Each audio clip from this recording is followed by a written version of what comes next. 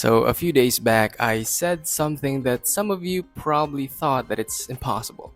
I said that Nike could have possibly discontinued the GT Cut series if we still don't hear anything about the GT Cut 4 by January. It might sound ridiculous given how Nike continues to churn out colorways of the GT Cut 3. And what do you know? We do have an update, but it's not what you're hoping for about the GT Cut 4. So stick around and let's talk. Welcome back, this is Fresh Bear. Smash the thumbs up button, share this video to your friends, follow me on Instagram, and if you're new here, subscribe to my channel for updates. That said, let's dive in. I'll leave the link in the description box for the previous video I made about the fate of Nike's GT Cut series. But long story short, I thought the Nike GT Cut series is done if we still don't have any news or rumors about the GT Cut 4 by January, because it takes about a year and 4 months and a half between the release dates of the past GT Cut shoes. If the GT Cut series is over, it isn't actually the first time that Nike discontinued a shoe in its GT series, at least by name. If you remember, the Nike GT Run did not have a follow-up. There never was a GT Run 2. Instead, we had the GT Hustle 2.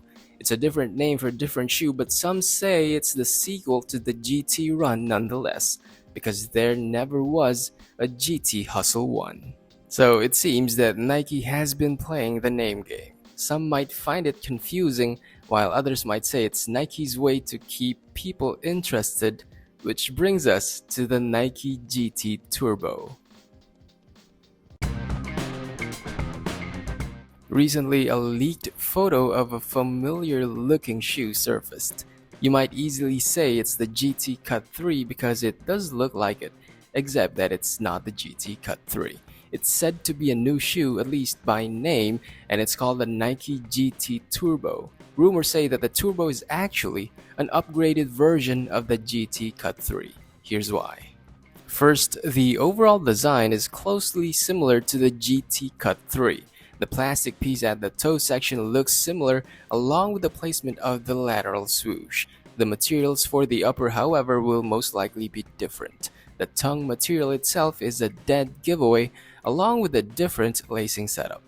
Next, the Turbo version also uses ZoomX foam, and the external layout of the midsole does look similar to the GT Cut 3.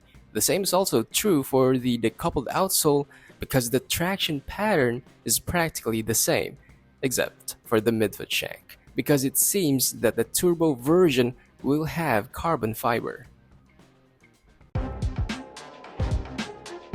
This brings us back to the question, is this the end for the GT Cut? I think it is. Otherwise, Nike would have easily called this latest shoe the GT Cut 4, but Nike didn't, calling it instead as the Turbo. So technically, we could be seeing the end of the GT Cut series by name, although the Turbo is still practically an extension of the GT Cut 3. Kind of like how Nike ended the GT Run but made a sequel under a different name. Either way, whether it's the end for the GT Cut series or not, the GT Turbo is said to be available by first quarter of 2025, which is any day between January and March. No word on the price point, but chances are it will be higher than $190, which is the retail price for the GT Cut 3. In the meantime, let me know what you honestly think about the Nike GT Turbo. Is this the replacement for the GT Cut, or is this an addition to the GT series? Post your thoughts in the comment section, smash the thumbs up button, share this video to your friends, follow me on Instagram, and if you're new here, subscribe to my channel for updates. This is Fresh Bear, thanks for watching, peace and love to the fellow underdogs.